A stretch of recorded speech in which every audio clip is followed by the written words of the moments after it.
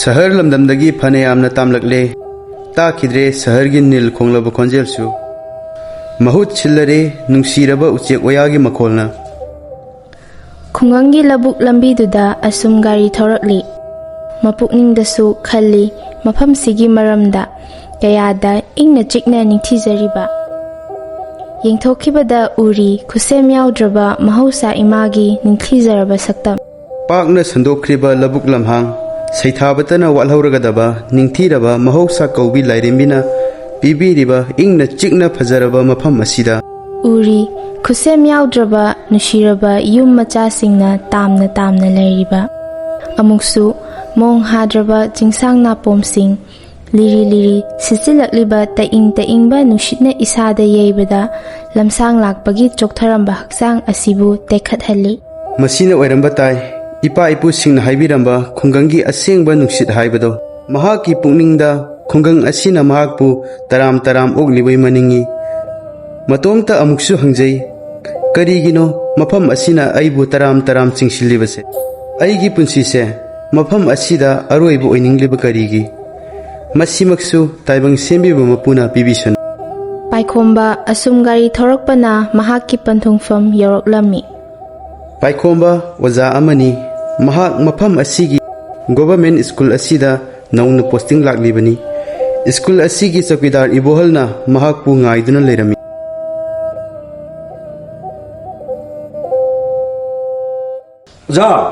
Oza Paikhomba mama Oza lakpiredana Oza lakane haibaduda ai ngajaramani Oza lakpasimu yamna nungaire oza mama lamnaga sangbani khara thengdokre hoi saubiba yadeko mama su kuina ngaibiramlani kaideda Oza aikhoi lamsina khunganga oibane kharaga amuk changsinbane Ozana lapkibasimu nungaijaba ani sudi Oza aina school asigi chokidar oina pujabani mingna ibola haina kawe Oza mama khongna sum wari sana ne school phau chalase Oza ki back to pochai do ai amatam yani mama ai adum paijege mama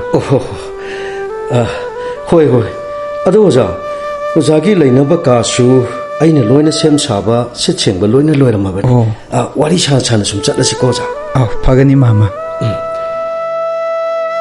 asum tawdana ibohalna Paikhombagi laifamna singba amadi ate school asigi oiba matangdasu taklami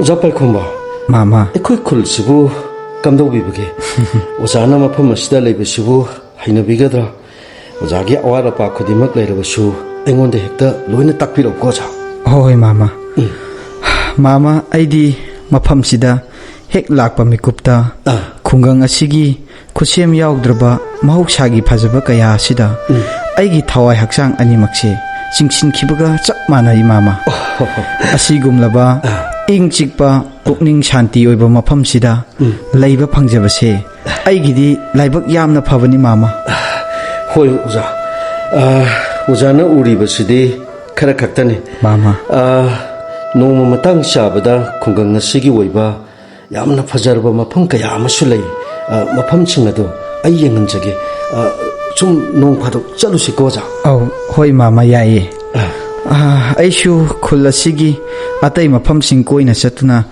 yengningbani mama adugide Ozana sangadaba suti numit amada hekta koitholuse Oza khungang asigi mahoksagi ingna singna ningthina phajaba mafam kaya amasu lei mafam singado yenguse ai taksage ko Oza phagani mama ado mama Oza haina kaubibado nungaijade mama ming oina dum kaubiu aidi nacha gumbani aishu mama haina dum mingaujage mama hoi Ozana kohningbado ai mingaudo hekta semdokjage mama nasidagi hona Oza Paikhomba natragana ibungo Paikhomba haidana hekta kaujarage ko Oza phagani Oza wari sana sum lakpasida school su yoba khanghodre ado Ozagi laifam ka somda oina hekta changasi lamsang lakpagi Oza su waram lagani ka da changlaga ngaktang pothanaba tawsi ꯑꯩꯁꯨ ꯁ꯭ꯀꯨꯜꯒꯤ ꯑꯀꯣꯏꯕꯁꯤꯡ ꯑꯁꯤ ꯊꯕꯛ ꯏꯪꯈꯥꯡ ꯑꯃꯨꯛꯇꯪ ꯂꯣꯏꯁꯤꯟꯖꯔꯛꯈꯤꯒꯦ. ꯐꯒꯅꯤ ꯃꯥꯃ. ꯍꯣꯏ.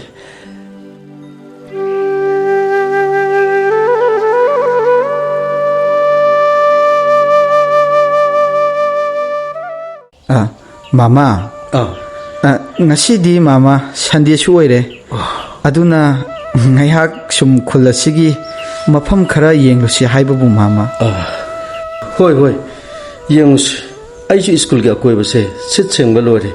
ꯉꯥꯏꯍꯥꯛ ꯄꯣꯊꯥꯕ ꯑꯣꯏꯅ ꯃꯐꯝ ꯈꯔ ꯁꯨꯝ ꯌꯦꯡꯉꯨꯁꯤ. ꯍꯣꯏ ꯍꯣꯏ ꯃꯥꯃ. ꯏꯕꯨꯡꯉꯣ ꯄꯥꯏꯈꯣꯝꯕ. ꯃꯥꯃ. ꯈꯨꯜꯒꯤ ꯁꯤꯗꯥꯏ ꯑꯣꯏꯔꯞꯅ ꯂꯩꯕ ꯃꯐꯝ ꯑꯁꯣꯝꯗ ꯑꯣꯏꯅ ꯍꯦꯛꯇ ꯆꯠꯂꯁꯤꯀꯣ. ꯍꯣꯏ ꯃꯥꯃ. ꯑꯁꯨꯝꯅ ꯑꯅꯤꯗꯨ ꯆꯤꯡꯌꯥꯒꯤ ꯂꯝꯕꯤ ꯑꯃꯗ ꯂꯥꯛꯂꯝꯃꯤ.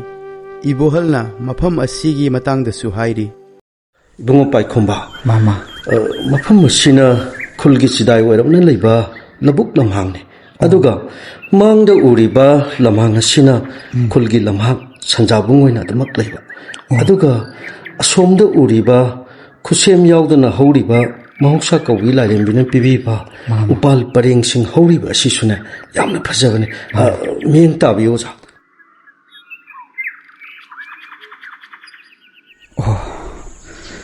ꯑꯍꯥꯟꯕ ꯈꯨꯡꯒꯪ ꯑꯁꯤꯗ ꯈꯣꯡꯗꯥꯔꯛꯈꯤꯕ ꯃꯤꯀꯨꯞꯇꯨꯗ ꯎꯈꯤꯕ ꯁꯛꯇꯝꯗꯨꯗꯒꯤ ꯉꯁꯤ ꯎꯔꯤꯕ ꯈꯨꯠꯁꯦꯝ ꯌꯥꯎꯗ꯭ꯔꯕ ꯃꯍꯧꯁꯥ ꯂꯥꯏꯔꯦꯝꯕꯤꯅ ꯄꯤꯕꯤꯕ ꯁꯛꯇꯝ ꯑꯁꯤꯅ ꯑꯃꯨꯛꯀ ꯍꯦꯟꯅꯁꯨ ꯐꯖꯔꯤꯕ, ꯌꯥꯝꯅꯁꯨ ꯏꯪꯉꯤ. ꯅꯨꯡꯁꯤꯠꯅ ꯂꯤꯔꯤ ꯂꯤꯔꯤ ꯁꯤꯠꯄꯗ ꯍꯧꯔꯤꯕ ꯃꯅꯥ ꯄꯨꯡꯂꯕ ꯎꯄꯥꯜꯁꯤꯡ ꯑꯁꯤꯅ ꯍꯥꯏꯅ ꯍꯨꯝꯅ ꯁꯥꯟꯅꯔꯤꯕ. ꯁꯍꯔꯒꯤ ꯅꯤꯜ ꯈꯣꯡꯕ ꯃꯐꯝꯗ ꯆꯥꯎꯔꯛꯄꯅ ꯑꯁꯤꯒꯨꯝꯂꯕ ꯃꯍꯧꯁꯥꯒꯤ ꯑꯣꯏꯕ ꯐꯖꯔꯕ ꯃꯐꯝꯁꯤꯡ ꯑꯁꯤ ꯎꯕꯗ ꯑꯩꯒꯤ ꯊꯃꯣꯏꯁꯤ ꯀꯌꯥꯗ ꯄꯦꯟꯕ ꯄꯣꯛꯂꯤꯕ. ꯀꯔꯤꯅꯣ ꯑꯁꯤꯗꯤ? ꯃꯌꯥꯝꯗꯒꯤ ꯈꯔ ꯅꯥꯏꯇꯣꯝ ꯑꯣꯏꯅ ꯍꯧꯔꯤꯕ, ꯌꯦꯡꯕꯗ ꯆꯨꯡ ꯐꯤꯔꯥꯜ ꯆꯥꯅ ꯍꯧꯔꯤꯕ ꯎꯄꯥꯜ ꯑꯁꯤꯒꯤ ꯃꯈꯣꯡꯗ ꯃꯁꯥ ꯇꯨꯐꯛ ꯇꯥꯁꯤꯟ ꯐꯝꯂꯤꯕ ꯅꯨꯄꯥ ꯑꯁꯤꯕꯨ. ꯃꯐꯝ ꯑꯁ꯭ꯋꯥꯏꯁꯤꯗꯤ ꯂꯝꯍꯥꯡꯅꯤ, ꯃꯤ ꯇꯥꯕꯁꯨ ꯅꯠꯇꯦ. ꯂꯧ ꯃꯇꯝ ꯑꯣꯏꯕꯅ ꯂꯧꯔꯥꯡ ꯁꯨꯕ ꯂꯥꯛꯄꯅꯤꯁꯨ ꯅꯠꯇꯦ. ꯃꯍꯥꯛ ꯑꯁꯤꯕꯨ ꯀꯅꯥ ꯑꯣꯏꯔꯤꯒꯕ? ꯑꯩꯅ ꯃꯐꯝ ꯑꯁꯤꯗ ꯂꯩꯔꯛꯄꯗ ꯅꯣꯡꯃꯇꯁꯨ ꯎꯈꯤꯗ꯭ꯔꯤ. ꯑꯃꯨꯛꯁꯨ ꯅꯨꯄꯥ ꯑꯁꯤꯒꯤ ꯐꯤꯕꯝꯁꯤꯒ ꯍꯥꯏꯔꯨꯔꯒꯗꯤ ꯅꯨꯄꯥ ꯑꯁꯤ ꯋꯥꯈꯜ ꯆꯣꯏꯔꯕ ꯃꯤꯁꯨ ꯃꯥꯜꯂꯤ. ꯃꯥꯃꯥ. ꯃꯥꯃꯥ, ꯈꯔ ꯅꯥꯏꯇꯣꯝ ꯑꯣꯏꯅ ꯍꯧꯔꯤꯕ ꯎꯄꯥꯜ ꯑꯁꯤꯒꯤ ꯃꯈꯥꯗ ꯐꯝꯗꯨꯅ ꯂꯩꯔꯤꯕ ꯅꯨꯄꯥ ꯑꯁꯤꯕꯨ ꯃꯥꯃꯥ, ꯑꯁꯤꯕꯨ ꯃꯥꯃꯥ ꯀꯅꯥ ꯑꯣꯏꯔꯤꯕꯅꯣ ꯃꯥꯃꯥ ꯑꯁꯤꯕꯨ?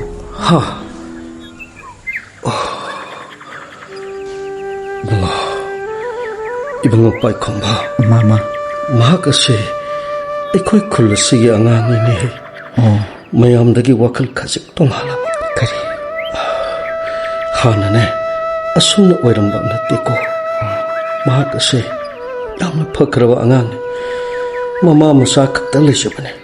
ꯑꯗꯨ ꯊꯧꯗꯣꯛ ꯑꯃꯗꯒꯤ ꯃꯍꯥꯛꯀꯤ ꯑꯁꯤꯒꯤ ꯐꯤꯕꯝ ꯑꯁꯤ ꯑꯣꯏꯈꯤꯕꯅꯤꯅꯦ ꯄꯥꯏꯈꯣꯝꯕ. ꯃꯥꯃꯥ. ꯊꯧꯗꯣꯛ ꯑꯗꯨꯒꯤ ꯃꯇꯨꯡ ꯏꯀꯨꯏ ꯀꯨꯏꯗꯅ ꯁꯣꯜꯂꯕ ꯃꯃꯥ ꯑꯅꯥꯕꯗꯁꯨ ꯃꯤꯃꯥꯟꯅꯗ꯭ꯔꯕ ꯃꯆꯥꯒꯤ ꯋꯥꯈꯜꯗ ꯆꯥꯒꯅꯤ ꯊꯛꯀꯅꯤ ꯈꯪꯗꯅ ꯋꯥꯅ ꯈꯥꯡꯗꯨꯅ ꯃꯆꯥꯒꯤ ꯋꯥꯈꯜꯗ ꯑꯗꯨꯃꯛ ꯂꯩꯈꯤꯗꯕꯅꯤꯅꯦ ꯄꯥꯏꯈꯣꯝꯕ. ꯃꯥꯃꯥ. ꯈꯨꯜ ꯑꯁꯤꯗ ꯑꯐꯪꯕ ꯊꯕꯛ ꯁꯨꯗꯨꯅ ꯃꯃꯥ ꯃꯆꯥ ꯀꯌꯥꯗ ꯋꯥꯅ ꯍꯤꯡꯅꯅꯕ ꯍꯣꯠꯅꯔꯛꯈꯤ. ꯏꯟꯈꯠꯂꯛꯄ ꯊꯃꯣꯏꯒꯤ ꯑꯁꯦꯡꯕ ꯅꯨꯡꯁꯤꯕ ꯁꯤꯡꯒꯥꯔꯩꯕꯨ ꯊꯥꯅꯤꯟꯅ ꯀꯌꯥꯗ ꯅꯨꯡꯁꯤꯖꯈꯤꯕ. ꯑꯗꯨꯕꯨ ꯎꯅ ꯂꯁꯤꯡ ꯃꯐꯣꯜ ꯑꯣꯏꯅ ꯃꯍꯥꯛꯀꯤ ꯃꯤꯠꯃꯥꯡꯗꯒꯤ ꯁꯤꯡꯒꯥꯔꯩꯅ ꯃꯤꯠꯌꯦꯡꯒꯤ ꯋꯥꯡꯃ ꯂꯥꯟꯅ ꯇꯥꯡꯈ꯭ꯔꯕꯗ ꯄꯥꯏꯈꯣꯝꯕ. ꯃꯥꯃꯥ. ꯉꯁꯤꯗꯤ ꯃꯍꯥꯛ ꯑꯁꯦ ꯋꯥꯈꯜ ꯆꯣꯏꯔꯕ ꯃꯤꯃꯥꯟꯅꯗ꯭ꯔꯕ ꯃꯤꯁꯛ ꯍꯥꯏꯕꯗꯨ ꯑꯣꯏꯔꯦꯅꯦ ꯄꯥꯏꯈꯣꯝꯕ. ꯃꯥꯃꯥꯅ ꯍꯥꯏꯕꯤꯔꯤꯁꯤꯕꯨ ꯀꯔꯝꯕ ꯊꯧꯗꯣꯛ ꯊꯣꯛꯈꯤꯕꯒꯦ ꯃꯥꯃꯥ? ꯑꯩꯉꯣꯟꯗ ꯑꯃꯨꯛꯇ ꯃꯌꯦꯛ ꯁꯦꯡꯅ ꯍꯥꯏꯕꯤꯌꯨ ꯃꯥꯃꯥ.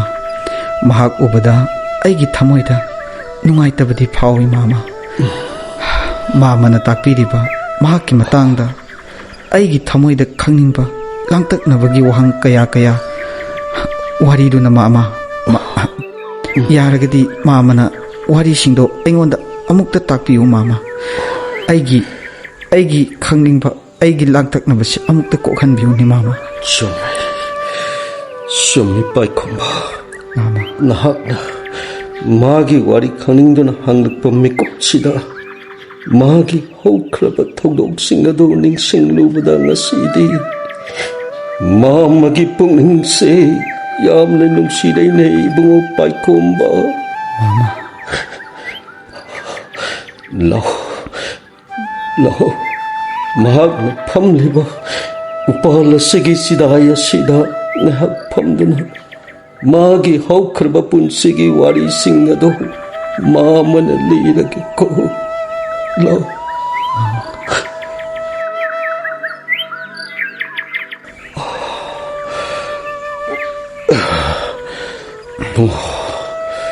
Paikomba mama awat pakhatna thallaba China kayana yomduna hingkida mahaki punsigi wari singado mama mama lirage taro ko Paikomba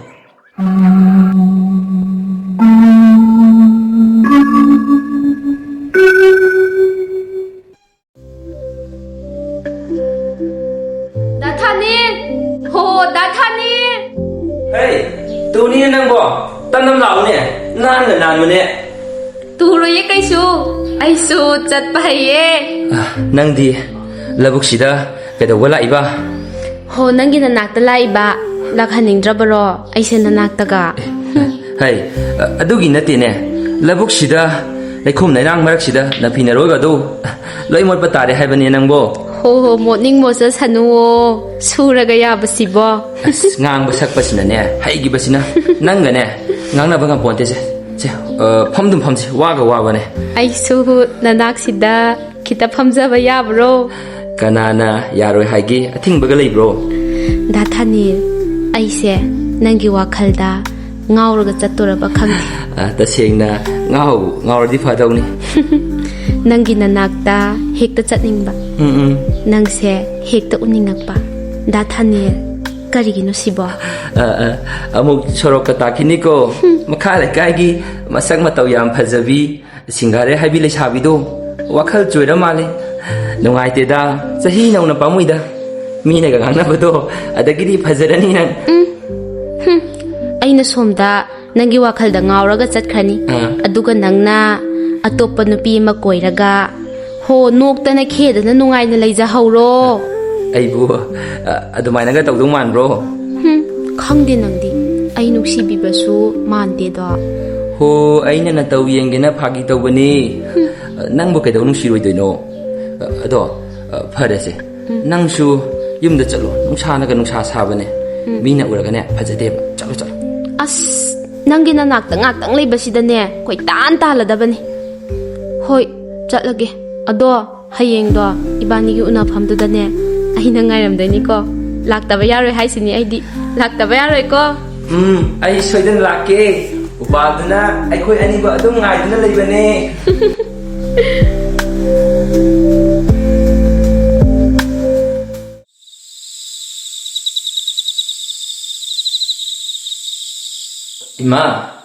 Imau Magi bunga Masida laye Shalabutagi halakledna hoi ima bu haksang khara nungairabro Ibunga Haksang budi khara nungaire Ado Shabu Kanagi da surubu nunga sidya ima khura chawal hoi gi lafam du da surubane kaisi su wade da numidangi insang sidi kari thongsige ima bu kari insang chaning bagi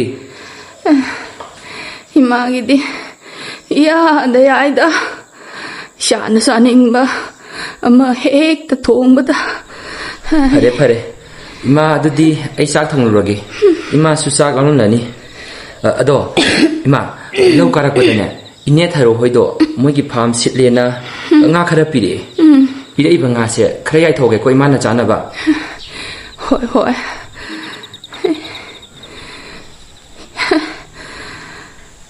ꯏꯁꯥꯁꯦ ꯀꯌꯥꯗ ꯃꯔꯥꯏꯕꯛ ꯊꯤꯔꯕꯅꯣ ꯏꯃꯨꯡꯒꯤ ꯂꯩꯇ ꯂꯥꯏꯔꯕꯨ ꯄꯨꯒꯗ꯭ꯔꯥ ꯃꯃꯥ ꯑꯁꯣꯟꯕꯤ ꯑꯩꯒꯤꯕꯨ ꯈꯟꯒꯗ꯭ꯔꯥ ꯅꯣꯡꯃꯇꯁꯨ ꯀꯨꯝꯍꯩ ꯍꯔꯥꯎ ꯑꯃ ꯂꯥꯛꯄꯗ ꯃꯁꯨꯡ ꯃꯃꯥꯟꯅꯕꯁꯤꯡꯒꯤ ꯃꯔꯛ ꯇꯤꯟꯗꯨꯅ ꯌꯥꯎꯕ ꯐꯪꯖꯔꯛꯇ꯭ꯔꯕ ꯏꯁꯥꯅꯦ ꯆꯥꯕ ꯃꯆꯦꯠ ꯁꯦꯠꯄ ꯃꯆꯦꯠ ꯇꯧꯗꯨꯅ ngasi ꯐꯥꯎꯕ ꯏꯃꯨꯡꯒꯤ ꯂꯩꯇ ꯂꯥꯏꯔ ꯃꯌꯥꯝꯁꯤ ꯍꯣꯠꯅꯕꯗ ꯋꯥꯏ ꯀꯧꯕꯗꯁꯨ ꯍꯥꯏꯈꯤꯗ꯭ꯔꯕ ꯏꯆꯥꯅꯤꯗꯣ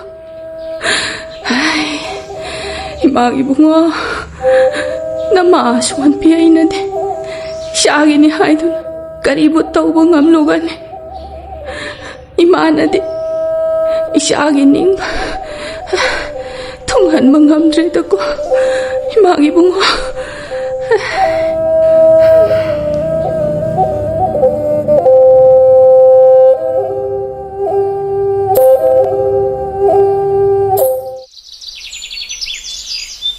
ngasi thanen thabak chalamde mahak imungi kari karino tawba yaba thabak khara lusilaba matung mama bu chak ising pija thoktuna hidak guli pijaram laga mahak singaraiga magagi unafam upan makhongda laklami Singarai mahak ti hanana thanil bungai duna leirami thanil lakpa ubada mahak harauzana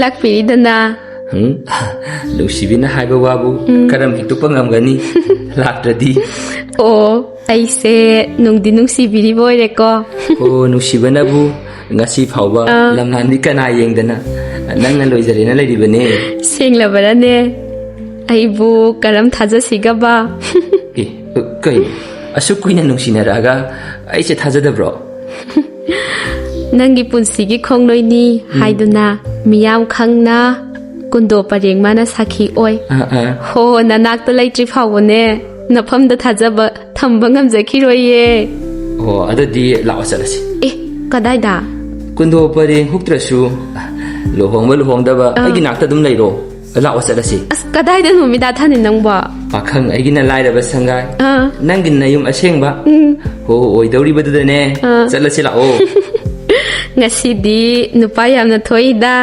karomdagi humjilakpai hulno khangde aidi ngasi ekta nangbu puradawni ko chatta lakta yakwante kijareda dathani ngamloi ko haidi aina phagi tawbane ho nangi thamoi masak khangtoke na phagi ge yam hairamlena angangse ado haujiti khanglaba natro pakhang aigi itikse khangjare khangde lamhelaba thamoi sinadi sigi awaba khuding kawba ngamli ho adugi sumatam lakhiniye ngai ngamdaba tawganu ngaiba tabani matamdo warasu wana aduneba ado imabu hakjang ngamde habado kamdawrage khara pharaba ngasi ngarangdi khara kakhatpagum tawe khangdreda imagi nabase karam haiduno aishu imagi khanbadane wakhalche warabane pharise wakhal henasu khanjilluno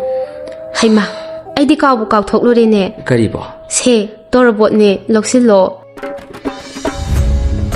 imagi chapu chana ba aina purakpade manem pokse onthok nang sijakraba nong phadok su laklaga seba tawba yadro aina aikoi gi phaklang segai badagi tumina yenge nungsibigi maithongdo nungsi jakre khoidi ne pokse yam nungsigraba hayengwai ne noida leirakan mamo aigi sebada papukning pelhandoine penda maliko mina ka haida handoine kari haina handoiba moigi mani mamose onthokna nungsi nakre da ko gaina adagi hathanir dagdi nupi khanba yam haikreda ga haina bado pamjadro nangwa laiba phaba haibado oibadagi kanana khangni haraubane henkibadagi ꯉꯥꯎꯗꯅ ꯆꯠꯈꯤꯅꯤꯀꯣ ꯍꯣ ꯂꯥꯏꯕꯛ ꯐꯕ ꯑꯣꯏꯗꯣꯏꯅꯦ ꯀꯔꯤꯁꯨ ꯉꯥꯎꯔꯒ ꯆꯠꯂꯣꯏꯌꯦ ꯑꯩ ꯂꯩꯔꯤꯁꯤꯗꯤ ꯉꯥꯎꯗ ꯉꯥꯎꯔꯒꯅ ꯅꯊꯟꯇꯒ ꯉꯥꯎꯕ ꯌꯥꯔꯣꯏ ꯑꯩꯈꯣꯏ ꯑꯅꯤ ꯄꯨꯟꯅ ꯉꯥꯎꯃꯤꯟꯅꯗꯣꯏꯕ 이반이 ngau도iba 아두수 누시바기 ꯍꯣꯏ ꯅꯨꯡꯁꯤꯕꯒꯤ ꯉꯥꯎꯃꯤꯟꯅꯗꯣꯏꯕ ngauminaba taredana ngauminaba tareba nusinabagi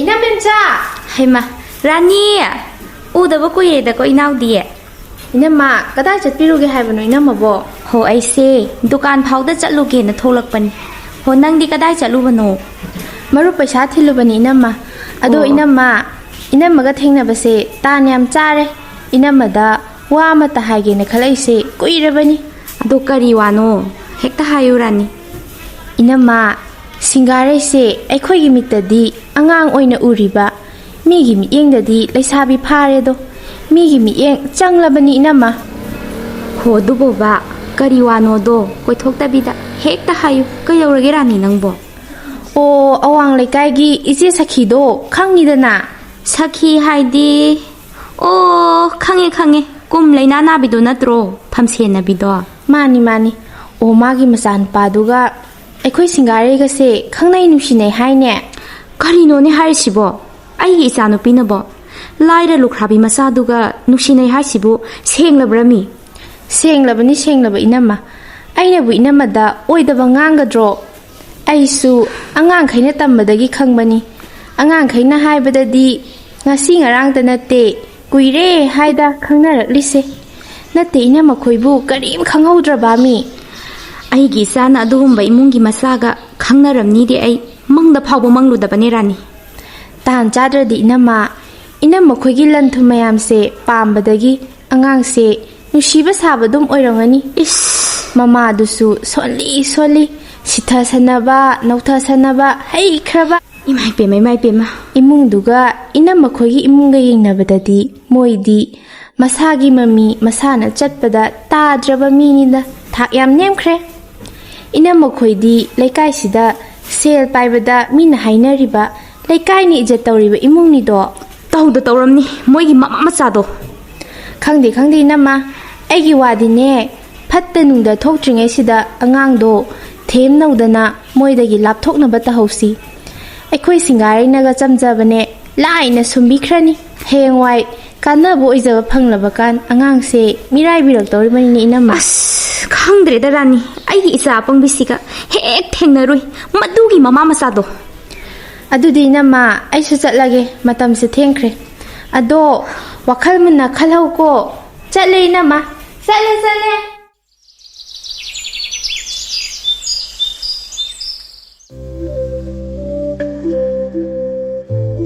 ꯅꯥꯊꯅꯦ ꯅꯪꯅ ꯅꯣꯡ ꯍꯦꯛ ꯉꯥꯟꯕꯗꯒꯤ ꯅꯨꯃꯤꯠ ꯇꯥ ꯐꯥꯎ ꯊꯕꯛꯅ ꯑꯗꯨꯝ ꯇꯧ ꯂꯩ ꯋꯥꯗ꯭ꯔꯥ ꯍꯥꯏꯃꯤ ꯅꯪꯕꯣ ꯅꯣꯡ ꯐꯥꯗꯣꯛꯇꯁꯨ ꯄꯣꯊꯥꯎ ꯀꯩꯗꯧꯔꯒꯦ ꯅꯪꯕꯣ ꯁꯤꯡꯒꯥꯔꯩ ꯅꯪꯅ ꯍꯦꯟꯅ ꯈꯪꯉꯤꯗꯨꯅꯤꯗ ꯑꯩꯒꯤ ꯏꯃꯨꯡꯒꯤ ꯐꯤꯕꯝ ꯅꯣꯡꯃꯒꯤ ꯆꯔꯥ ꯇꯥꯜꯂꯤꯕ ꯂꯥꯏꯔꯕ ꯑꯩꯈꯣꯏꯗꯗꯤ ꯅꯣꯡꯃꯒꯤ ꯃꯇꯝꯁꯦ ꯀꯌꯥꯃꯨꯛ ꯌꯥꯝꯅ ꯃꯃꯜ ꯂꯩꯈ꯭ꯔꯕ ꯅꯥꯊꯅꯦ ꯀꯔꯤꯒꯨꯝꯕ ꯑꯩꯅ ꯊꯕꯛ ꯁꯨꯗꯅ ꯂꯩꯊꯣꯛꯂꯕꯗꯤ ꯅꯣꯡꯃꯒꯤ ꯄꯨꯛꯆꯥꯛꯇꯤ ꯀꯅꯥꯅ ꯊꯥꯛꯄꯤꯅꯤ ꯑꯗꯨꯗ ꯅꯠꯇꯦ ꯏꯃꯥ ꯍꯥꯏꯔꯦ ꯃꯁꯥ ꯁꯣꯜꯂꯤ ꯑꯅꯥꯕ ꯂꯣꯏꯗꯨꯅ ꯐꯝꯁꯦꯟꯅꯔꯒ ꯂꯩꯔꯤꯕꯅꯤ ꯑꯗꯨꯝꯅ ꯍꯥꯏꯒꯅꯨ ꯗꯥꯊꯅꯦ ꯑꯩ ꯅꯨꯡꯉꯥꯏꯇꯤꯌꯦ ꯑꯩꯅ ꯅꯪꯕꯨ ꯋꯥꯍꯟꯅꯤꯡꯗꯗꯨꯅ ꯍꯥꯏꯕꯅꯦ ꯅꯪꯉꯣꯟꯗ ꯌꯥꯝꯅ ꯀꯥꯏꯔꯕ꯭ꯔꯣ ꯑꯩꯒꯤ ꯋꯥꯁꯤꯕꯣ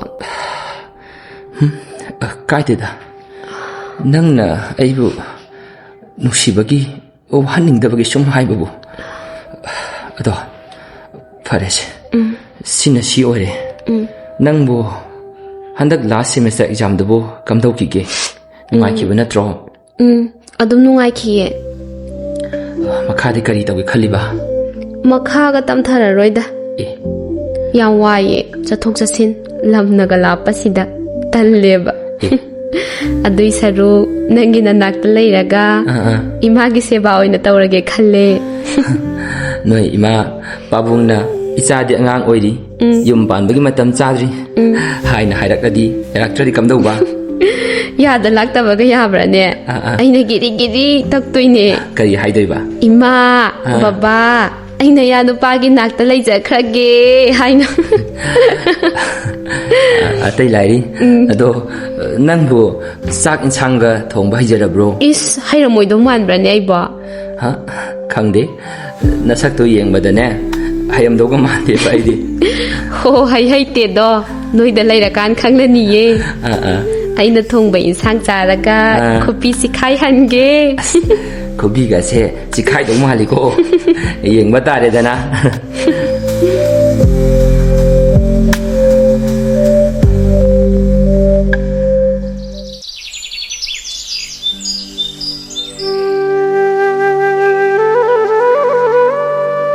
이마기 베마 이마 ngасidi ima nangonda wa khara haige ꯀꯔꯤ ꯋꯥꯅꯣ ꯏꯃꯥ imagi bema isana nama na pawai bai khoigi mai khunaba thaba kaidau nungda tawrakloi haibase imagi thajabani ꯏꯃꯥ aina haige dawriba wasida isana harau harau yarakani khallido yengo hei chathoibi nang baba tasau khoina nangonda asa sauna thamlibani do aduna nang baba lang phang tongba yade ko chasi kaidau nungda hauge khanganu ko khangnabaga leirabrane nate nangbo nuksinabaga thamlabraba ꯑꯁ ꯑꯩꯈꯣꯏ ꯃꯥꯁꯤꯗꯤꯕ thajade aigi sana adum torongani haiba aigi sadi maheida pukning changbini tungi asa chawbini hana na khangnaba leiramlabasu maduda thoina wakhal thadarunu nangna sa mi oinaba matik chanaba hana hona khigadabani nuksinaba haidudi matamna adum pujaraksani isa angang oiri nungsi nungonda matam mahanbaga yade ko phare phare ima su thokrage nangsu pothaja horo ko ꯍꯣꯏ ꯏꯃꯥ hai mama nachanupi magi kaada lehorobra alle hore moi pabung hai nangna hariba nachanupi wasi nachanupaga ekoyom tuminna tana de yatre mama nachanupa do amukta kauthoro ibungo hoi ibungo tarbo nangbo nangi pabungna mapanam da tholo hairiye tarbo nangbo ꯂꯥꯛꯏꯃꯥ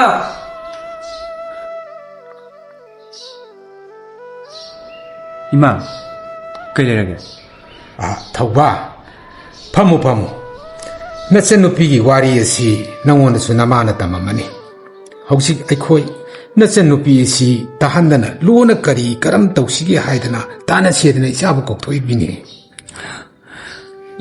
이마의 와도 숨라브라 sumlabani ibungo nane rani na boy khoida oidaba haigadro 마시기 ꯉꯥꯡꯁꯤ ꯂꯝ ꯌꯥꯝꯅ ꯍꯦꯟꯗꯣꯔꯤꯅꯤ masi punamase mama nangna thon mangaktani ho tainaro haujikine aingonda pumnamak tainaro hai nachabu kari chori kari tauri yengchin bai basi mama nangi na thong natabro natte moi babungi di isa natabro moi babung su nacha se kari tauri kamdauri yengchin bai aina hai mama nangasi othong na ngang na ba wagadori de koi bema 야리시 마 빠바가네 그리 감도부노 하버도 아무튼 칸나기시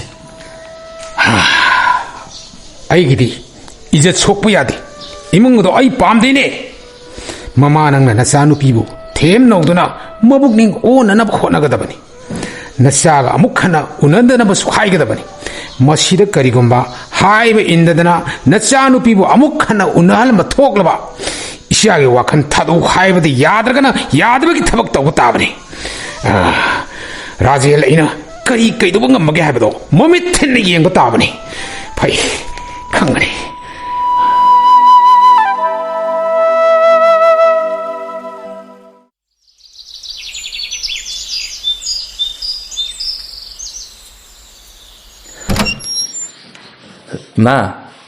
이마우 ꯑꯩ ꯂꯧꯕꯨꯛ ꯆꯠꯂꯨꯈꯤꯒꯦ ꯑꯗꯣ ꯏꯃꯥꯕꯨ ꯐꯃꯨꯡꯗ ꯑꯣꯏꯅ ꯄꯣꯊꯥꯕꯅ ꯅꯨꯡꯉꯥꯏꯔꯣꯏꯗ꯭ꯔꯣ ꯃꯄꯥꯟꯗ ꯅꯨꯡꯁꯤꯠ ꯅꯨꯡꯁꯥꯁꯨ ꯌꯥꯝꯅ ꯀꯜꯂꯤ ꯐꯛꯇ ꯁꯨꯝ ꯍꯤꯞꯄꯕꯨꯗꯤ ꯑꯩ ꯁꯥꯎꯒꯦ ꯏꯃꯥ ꯏꯃꯨꯡꯗ ꯑꯣꯏꯅ ꯍꯤꯞꯁꯦ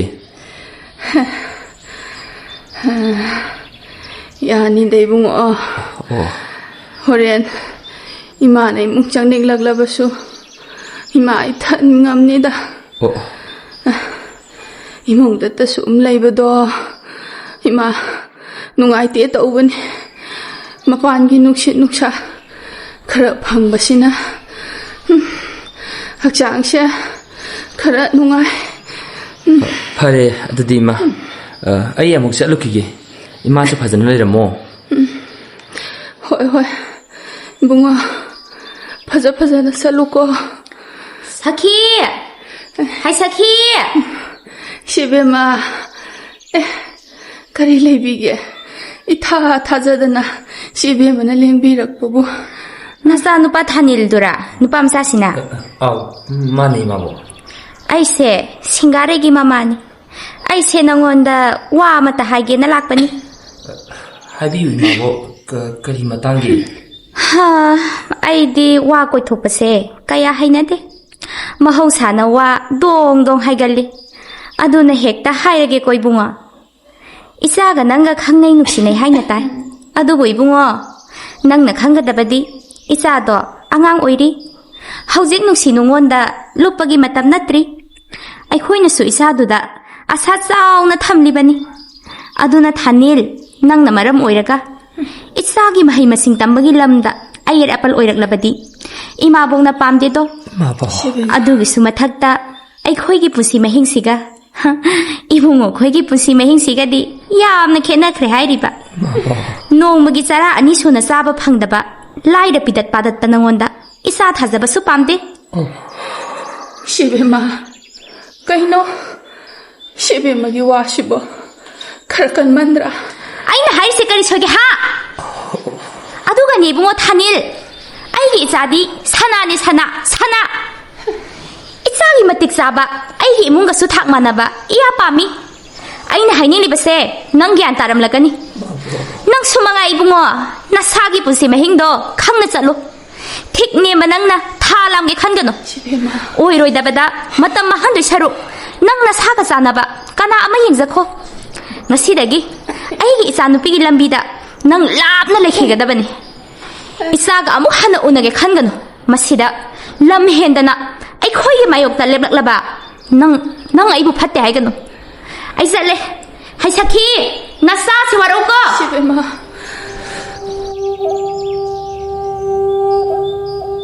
oh lairaba namna ton basit to adako ai isagi taking dana mabu thamoi sengna nusiruba aise ahen ba pamba oijaba tiba oina tokrabako ngasigi kallaba wahi singdana ai bui kaiba piri aisu mine thamoi pane ikaiba nungaitaba pumnamak khange ma Magi bungo. Thanil. Karino. Ha. Karino imana ngasi tariba paushibo bungo. ma Yengoy bungo. Imagi di isya na tomtan. Haye patanungda thokadra. Ima pa khalene bungo. Makoy tagwang basingsiga. Kay tau nungda onsen na duna. Yang na batang ko imagi bungo. ma nacha amuk hanna takwang mi singapore la rugine ima Bungo. Shagi mapokse. O thong na sutina. Nongdam mama na sutambira medo. Imana. Shagi dama. Kari sutaubo ngamde. Imagi bungo. Nang imabu warogo nuko bungo. ma adumaina haigano ma nacha kaisu taudiye Bungo. nacha kaisu wade ne ma